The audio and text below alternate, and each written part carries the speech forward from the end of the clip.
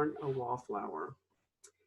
I was the type of person that was really quiet and silent because I just would prefer to sit on the sidelines and observe and watch people. I really didn't want to talk and be involved.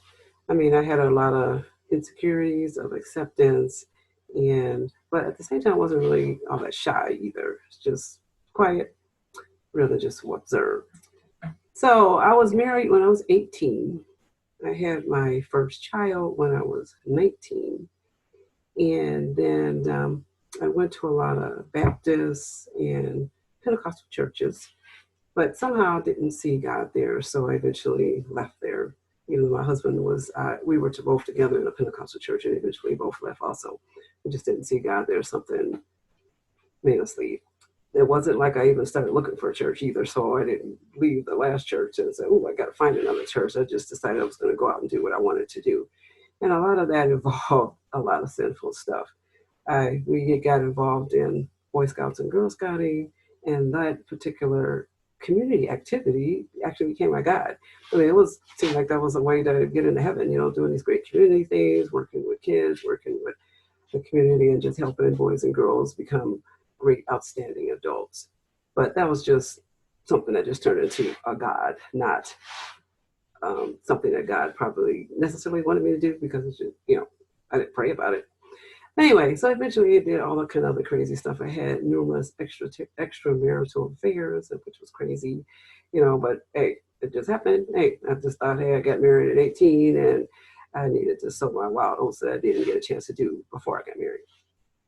So eventually I got to a point where I said, oh man, this is really not the life that I should be leading. Because, I mean, I was raised in the church from a child, so God was always calling me. So I started looking for a church that was diverse. And while I was visiting Kent State, because my son was going to school there, I'm also a graduate of Kent State, I was going to visit him, and two college students approached me and invited me to church. They were Adela and Sibley, and neither of them were Black. So that already gave me a clue. It was a diverse church because one was Asian and not one I thought was white, but I found out later she was Hispanic.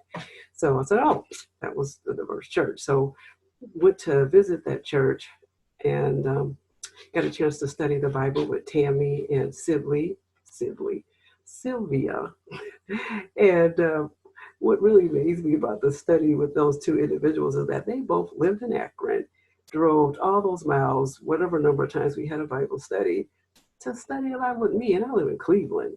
So this was probably in the winter, in the fall, so the weather's changing. I don't know what kind of weather we had, but the fact is they drove a long way. They drove from another county to study the Bible with me.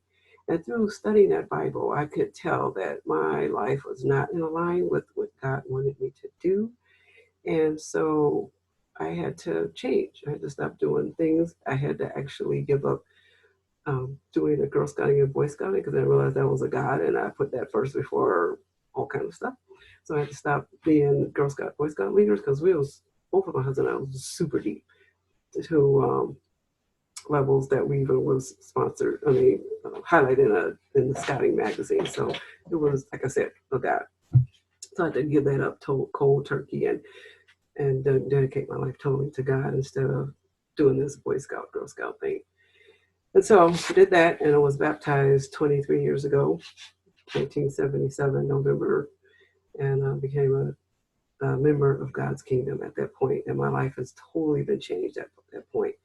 He took me, the wildflower, not the wildflower, what did I just call myself? The wallflower. Yeah, wow. Well, actually, that kind of sounds kind of crazy. Maybe I was a wildflower in a minute after I left being a wallflower. And I'm like, wow, talking about a Freudian slip there. And it's kind of like, yeah. Anyway, he took this wallflower and he taught me how to open my mouth instead of being quietly sitting by the sidelines and observing whatever the heck I was observing.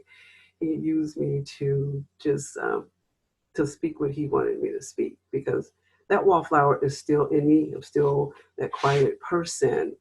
But because I am walking with God now, he is able to give me the words. He's able to give me the confidence. He's able to give me the power to do his will because most of the time I don't want to do any of that stuff. I'm just like, I'd rather just sit outside by the sideline and watch and observe and not take part. But God says, no, that's not what He wants me to do. So with God, I am now able to do more things than I ever thought I would ever do.